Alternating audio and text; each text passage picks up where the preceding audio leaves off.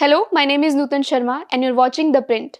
In this video, we report on the training environment at the Lal Bahadur Shastri National Academy of Administration based on interviews with officers trainees and former officials.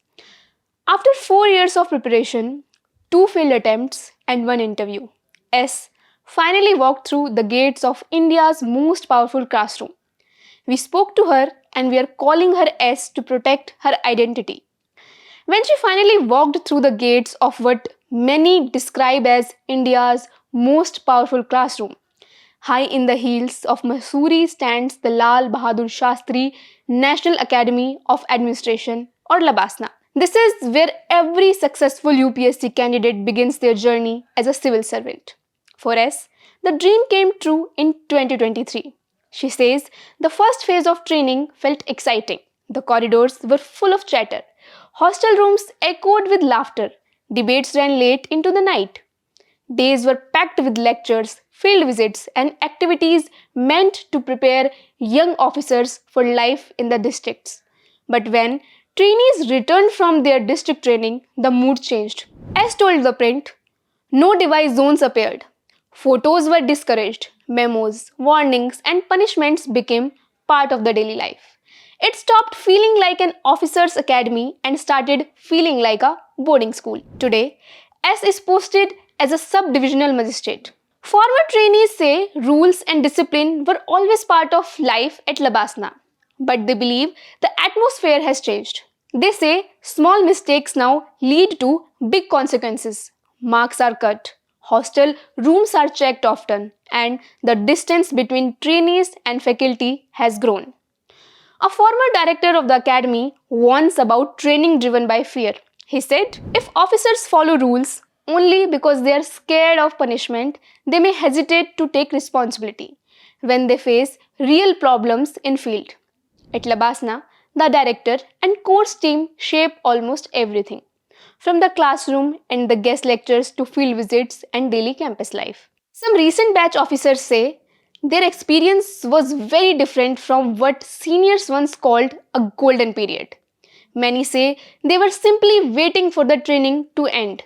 A former director said, "We are training officers. We should not teach them through fear. Officers should follow rules because they are right, not because they are scared." In 2024, the academy brought in strict social media rules. Trainees were told not to post photos or videos from the campus. Platforms like X, YouTube, Instagram, and LinkedIn were all restricted. A 2024 batch trainee said, some people had started making vlogs.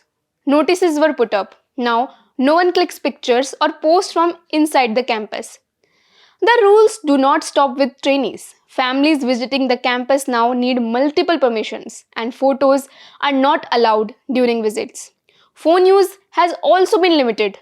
Trainees say phones are banned in corridors, the mess, and much of the campus. They are allowed only inside hostel rooms, where inspection can happen at any time. A 2016 batch officer said, things were strict in our time too, but this is another level.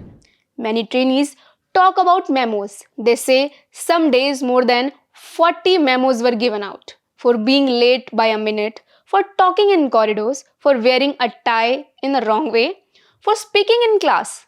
A 2024 batch trainee said, in one class, someone yawned and was told to go to take a swim. We have tight schedules. We should be allowed to yawn. A jail is a better place than this. A former trainee said, earlier memos were meant to teach. Now they are given for everything. After that, you have to face the discipline committee. Then the marks are being cut. The daily assessment and exams. As part of punishment, some trainees are asked to report for physical training 45 minutes earlier than the regular time. Officers who trained years ago say this level of strictness is new. One 2016 batch officer said, in our time, punishment meant being sent to the library. Now marks are being cut. This is intense. There are also concerns about what is taught in classrooms. A 2023 batch officer said a faculty member showed pictures of women officers and spoke about how they should dress in the field. He said, I objected, but nothing changed. If this is how women are seen in the academy, What change are we expected to bring outside? Not everyone is against strict rules. Former IAS officer Shailja Chandra said, training should not be too loose and it should not be too controlling. It needs balance, guidance, and close mentoring. Former directors warn that too many restrictions can push trainees away. One of them said, there are no bad trainees, only bad trainers. You have to talk to people, understand the new generation, and design training that helps them grow. For years, the director's post was often held by officers with experience in training institution or the Department of Personnel and Training.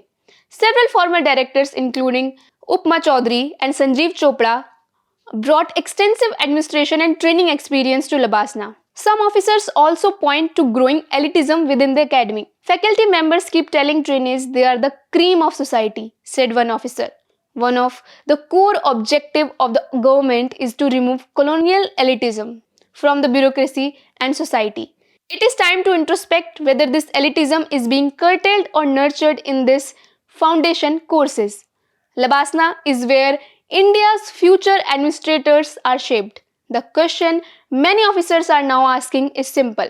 Should training be built on fear or should it be built on trust, guidance, and responsibility?